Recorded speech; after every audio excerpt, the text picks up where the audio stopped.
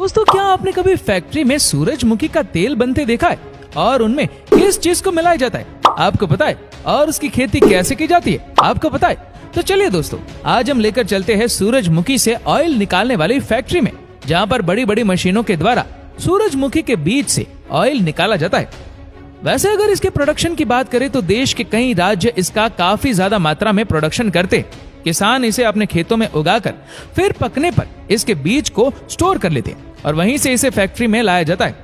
और आपको बता दें कि फैक्ट्री में लाने से पहले किसान सूरजमुखी के सीड्स को अच्छी तरह से सुखा लेते हैं और फिर इनसे ऑयल निकालने के लिए बड़ी बड़ी फैक्ट्रियों में इसे भेज दिया जाता है। फैक्ट्री में सबसे पहले सूरजमुखी के सीड को लाया जाता है और फिर इन्हें वर्कर्स की हेल्प से ट्रकों से अनलोड किया जाता है। इसके बाद इन्हें फैक्ट्री में ही स्थित गोदाम में भर दिया जाता है। और आपको बता दें कि इन सीड से ऑयल निकालने से पहले इन्हें अच्छी तरह से साफ किया जाता है। साफ करने के प्रोसेस में इनमें जमी हुई डस्ट और दूसरी अशुद्धियों को वर्कर्स और मशीन की हेल्प से बाहर निकाल दिया जाता है। और साफ करने के बाद एक मशीन की हेल्प से इनके छिलके को अलग किया जाता है।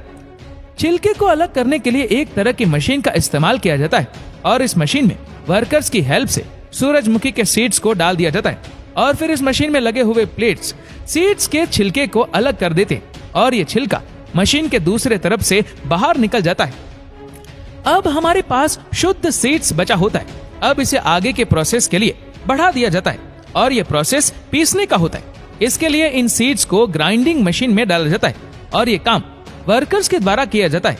ग्राइंडिंग मशीन में डालने के बाद ये मशीन तेज प्रेशर के साथ इन सीड्स पर दबाव डालती है, जिससे इसमें मौजूद ऑयल निकलने लगता है और ये स्टेप कई बार किया जाता है। अब आपको बता दें कि इस तेल को बाहर निकालने के बाद आप यूज नहीं कर सकते, क्योंकि इसमें वेस्ट की कुछ डस्ट होती है और जिसे छानना पड़ेगा। इसके लिए इस ऑयल को छानने वाली मशीन में डाल दिया जाता है और ये मशीन इसकी अशुद्धियों को बाहर निकाल कर ऑयल को शुद्ध कर देती है। और अब बारी आती है इसकी टेस्टिंग प्रोसेस की, क्योंकि इसके बिना तो आप यूज ही नहीं कर सकते। इसके लिए फैक्ट्री में ही बनी लैब में इसकी टेस्टिंग लैब टेक्नीशियन के द्वारा की जाती है। इसके सारे टेस्ट को किया जाता है और टेस्ट होने के बाद इसे आगे के प्रोसेस के लिए बढ़ा दिया जाता है। और अब बारी आती है इसको बॉटल्स में भरने के प्रोसेस की।